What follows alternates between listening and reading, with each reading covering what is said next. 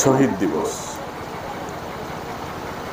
বিশ্বজাহানের সবচেয়ে বেদনাবিধুর যেদিন 10ই মহরম উদযাপন উপলক্ষে আয়োজিত এই মহতী জলসার সম্মানিত সভাপতি উপস্থিত আছেন, যিনার জন্য আমি দরবারে এসেছি। বর্তমান জামানার অন্যতম আধ্যাত্মিক গুরু শাহ সুফি শামসুল হুদা মুমিন আল চিশতি প্রধান আলোচক হিসেবে যিনি উপস্থিত হয়েছেন, ওনাকে মঞ্চে রেখে কোনো বিষয়ে কথা বলার দৃষ্টতা কোনো যোগ্যতা আমার নেই। তদুপরি আদিষ্ট হয়েছি, আমি কোনো বক্তৃতা করব না।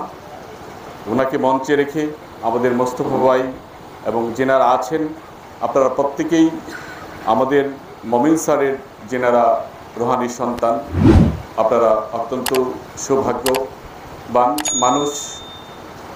যুগের শ্রেষ্ঠ মুজাদ্দেদ, অন্যতম মুজাদ্দেদের রুহানি সন্তান আপনারা। আপনাদের সবার প্রতি আমার প্রেমময় ভক্তিপূর্ণ সালাম এবং শুভেচ্ছা।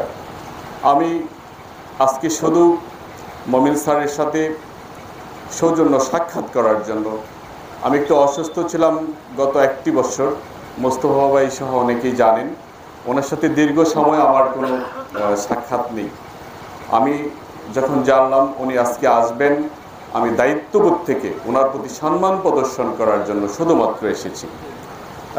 ওনাকে মঞ্চে রেখে কথা বলার দৃষ্টতা আমার নেই, আমি পূর্বেও বলেছি। তবে আজকে যে ঘটনাটি, আজকে যে দিনটি, এই দিনটি আসলে মীমাংসিত বিষয়। মীমাংসিত বিষয় এই কারণেই, এই কারবালার হুসাইন আলাইহিস সালামের শাহাদতের মাধ্যমে মুমিন এবং মুনাফিকের পার্থক্য সেদিন সুস্পষ্টভাবে প্রকাশিত হয়েছিল। তা না হলে একটু অসুবিধা ছিল। আমি যখন স্যারের সাথে বসেছিলাম, তখন সদরুদ্দিন চিশতি রহমতুল্লাহ আলাইহি বাবাজানের কথা উনি আমাকে বলতেছিলেন। ব্যক্তিগতভাবে উনি আমাকে অনেক ভালোবাসেন, আদর করেন, সম্মান করেন। ওনার আদর, ভালোবাসা, সম্মান পাওয়ার কোনো যোগ্যতাই আমার নেই, তারপরে উনি করেন।